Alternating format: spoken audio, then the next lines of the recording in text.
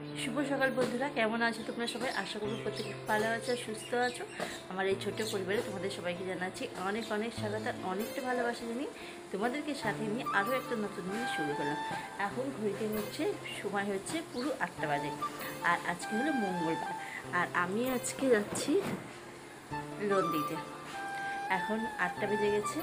এইমাত্র গা ধুয়ে এলাম, গা ধুয়ে মাথা আসতে একটু সিঁদুর করে এসে এখন হচ্ছে লোন দিতে যাচ্ছি। এসে চা খাবো। মেয়ে এখনও ঘুম থেকে উঠিনি, উঠলে তারপর একসাথে দুজনে মিলে চা খাবো। তাহলে চলে, এখন বেশি কথা বলবো না, 8টা বেজে গেছে, লোনটা দিয়ে আসি, এসে আবার কথা বলছি তোমাদের সাথে। সারাদিন তোমার সঙ্গে থাকো, দেখতে থাকো, আশা করি তোমাদের ব্লগটা ভালো লাগবে। আর ভিডিওটাকে স্কিপ করবে না, পুরোটা দেখার অনুরোধ করলাম। ভালো লাগলে লাইক কমেন্ট সাবস্ক্রাইব করে পাশে থেকে যেও। তো চলো, আবার পরে আসছি। টাটা। দেখো চা করে নিয়ে এলাম, দেখো দুজনের জন্য দুটো চা করে নিলাম, মেয়ে আর আমার। এখন চাটা খেয়ে নিই, আর বন্ধন থেকে ঘুরে আসলাম, আর খাওয়ার জলটা নিয়ে চলে এলাম। কারণ কলে জল পড়ে গেলে আর জল উঠবে না। এখন সকালবেলা সবাই জল নিচ্ছে তো, আর এখন একটু রোদ্দুরটা কম আছে, ওই জন্য সবাই জল তুলে নিচ্ছে। ওই জন্য আগে জলটা তুলে আনলাম, এনে তারপর চা খাচ্ছি। আর এখন 9টা বেজে গেছে। তাই চলো চা খেয়ে নিই, তারপর কাজকর্মগুলো হাত দেবো। আবার পরে আসছি কথা বলি। এখন না কোনো কাজে সেরকম তাড়া নেই যে এখন করতে পারছি না, কিছুক্ষণ বাদে করব।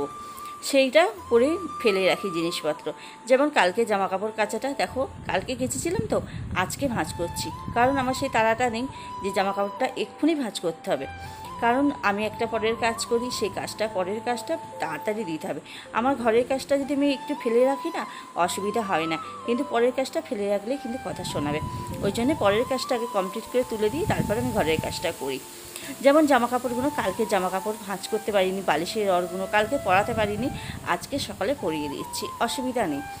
আর এইটা হতো যেন কখন, যেন যখন বিয়ে হয়ে প্রথম ঘরে এসেছিলাম তখন। কাজ যদি একটা পড়ে থাকতো না, যদি একটু বসতাম বা একটু ফোন দেখতাম, একটু টিভি দেখতাম, তখন কথাগুলো শুনতে হতো জানো। তখন কথাগুলো শুনতে হতো যে কাজ ফেলে রেখে গল্প করছে, কাজ ফেলে রেখে সে টিভি দেখছে। হ্যাঁ, তখন কথাগুলো শোনাতে হতো। তখন না বুঝতে পারতাম না সারাদিন, তখন না সারাদিন কাজ করতাম। আর তখন না এত সুখের ছিল না, তখন না তখন অনেক কাজকর্ম ছিল। এখন যেমন হচ্ছে নিজের হয়ে গেছে, নিজের সময়ের মতন করি, যখন নিজের সময় বুঝে আমি কাজটা করি, যাতে আমি এখন করতে পারছি না 5 মিনিট বাদে করে নেবো, অসুবিধা হয় না। আর তখন না ঘুম থেকে উঠে না বসতাম না, মানে শুধু দেখতাম কোন কাজটা আগে করে নিতে হবে।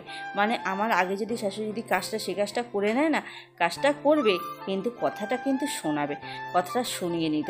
ওই জন্য না কাজটা ফেলে রাখতাম না।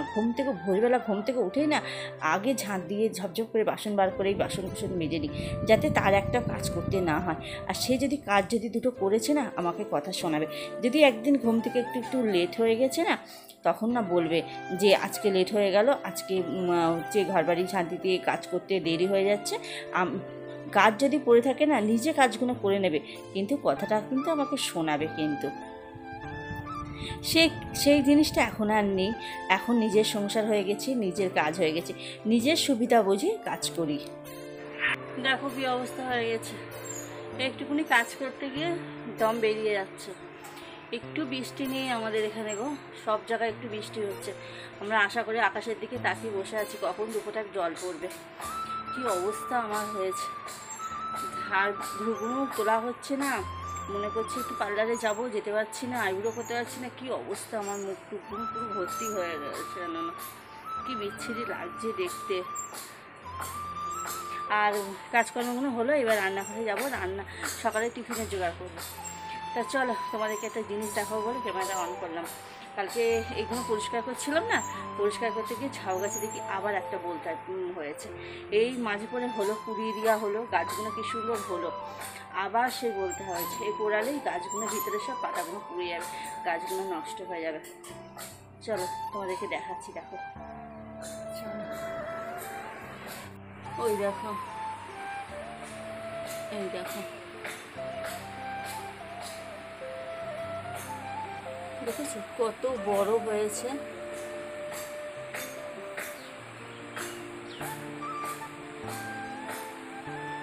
বুঝছো কত বড় খন্ডা বলতে চারটা হয়েছে, রাত্রিবেলা পুড়িয়ে দিতে হবে, না পোড়ালে হবে না। আমি এখন একটুখানি পাহাড় তলায় বসি, পাখা চালালে বা কিছু শুনতে পাবো না, একটু পাখার তলায় বসে তারপর আবার পরে আসছি কথা বলতে পারবো সাথে।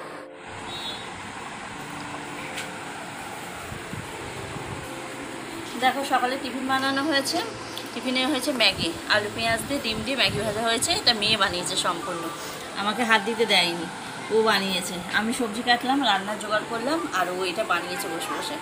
আমি রান্নাঘরে ছিলাম, শুধু লবণটা একটু দেখিয়ে দিয়েছি, নাচে ও করেছে। তাই একটু সস দিয়ে দিই, ও আবার সস খায় না, আমার দিকটায় আমি অল্প করে একটু সস দিয়ে দিলাম। চলো খেয়ে দেখি কেমন হয়েছে।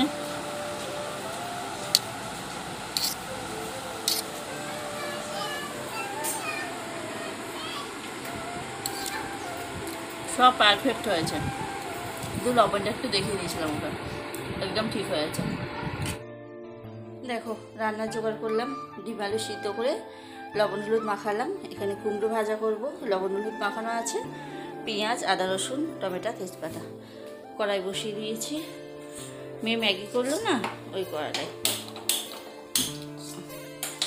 আর এখানে দেখো কত বাসন জমেছে, রান্না করতে করতে বাসনগুলো মাজবো। সবজি কাটলাম, এখানটা নোংরা হয়ে রয়েছে, পরিষ্কার করব।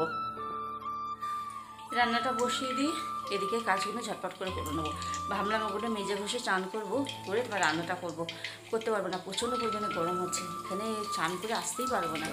ওই জন্যে রান্না করতে করতে আগে মশলাটা বেটে নিই, তারপর বাসনগুলো মাজবো। তেলটা গরম হয়ে গেছে, কুমড়োটা দিয়ে দিই।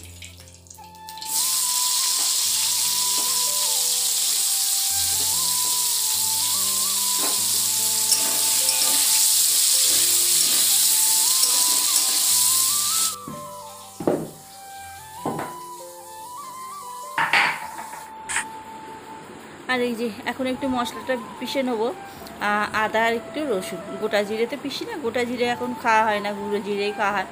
আর গোটা জিরে আমার শিল যায় না, গোটা জিরে এতে বাটনা করা যাবে না।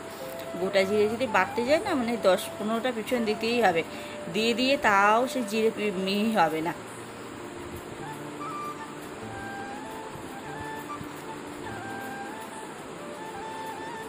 কারণ শিলটা তো কাটানো নেই, কাটানো থাকলে আবার হচ্ছে বাটনা করে ভালো লাগে। আর শিল কাটানো না থাকলে না বাটনা করে একদম বাটাই যায় না, রাগ হয়ে যায় বাটতে গেলে, মিহি হয়ই না বাটা, অনেকক্ষণ ধরে সময় লাগে তারপর মিহি হয়। আর শিলটা অনেক দিন থেকে পড়ে আছে তো, কাটানোও হচ্ছে না। আগে তো শিলে বাটনা করতাম না, ওই জন্য এখন শিলটা ব্যবহার করছি তো ভাবলাম যে ঠিক। আর এখন মিক্সচার মেশিন উঠে গিয়ে না শিল ব্যবহার করা উঠেই গেছে। আগে না তা পাড়ায় যে শিল কাটানোর লোক আসতো, হ্যাঁ। এখন মিক্সচার মেশিন হয়ে না শিল কাটানোর লোক আর আসে না, কারণ এখন তো কেউ আর যে শিলে বাটনা করে না। ওই জন্যে আমিও নিজে শিলে বাটনা অনেক দিন করতাম না, এখন থেকে আবার শুরু করেছি বাটনা করা। আর এখানে এই দেখো হচ্ছে মশলাটাকে কষিয়ে দিলাম, নিয়ে এবার ডিম আলু একসাথে দিয়ে দিলাম, দিয়ে এবার একটু কষাবো, কষিয়ে পরিমাণ মতো জল দিয়ে দেবো। আর এই দেখো ফুটে গেছে। আলু তো আগের থেকে সিদ্ধ করা ছিল, তাও একটা আলু না একটু শক্ত থাকে, ওই জন্য একটু ফুটিয়ে একটু গরম মশলা দিয়ে চাপা দিয়ে রাখলাম। তারপর এই যে ঢেলে নিলাম, নিয়ে ওইদিকে বাসনগুলো রান্না করতে করতে মেজে নিলাম। আমার এইটাই, আজকে কাঠে রান্না করিনি, আজকে গ্যাসে রান্না করেছি।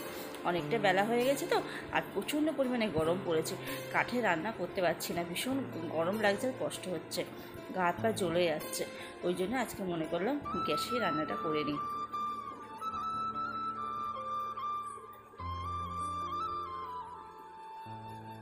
আর এই যে মানি প্ল্যান্টটা না কত বড় হয়ে গেছে, গাছটা একটা ছোট্ট নিয়ে এসেছিলাম, তা এত বড় হয়ে গেছে জানলার কাছ থেকে না পুরোপুরি পড়ে যাচ্ছে।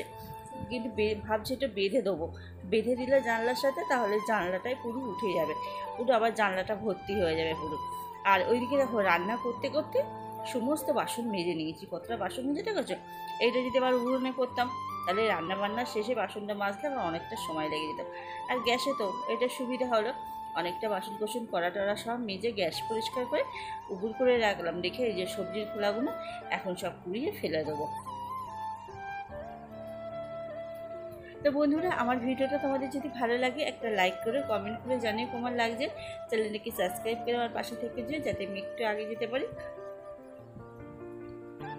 তোমরা আমার ভিডিওতে কমেন্ট করছো, তোমাদের ভালো লাগছে দেখতে, অসংখ্য ধন্যবাদ। এইভাবেই আমার পাশে থেকে যেও, সাপোর্ট করো, যাতে আমি একটু আগে যেতে পারি।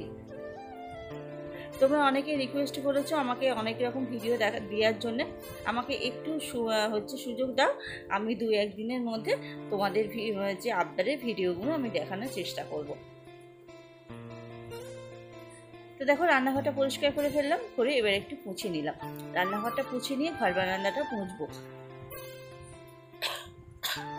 ঘর বারান্দা মুছে নিয়ে এবার তোমাদেরকে রান্নাগুলোকে দেখিয়ে দিই। আজকে ভিডিওটা আর বড় করলাম না, ভিডিওটা এখানেই শেষ করে দিলাম। কালকে একটা নতুন ব্লগের সাথে তোমাদের সাথে আবার দেখা হবে। Tata, good night.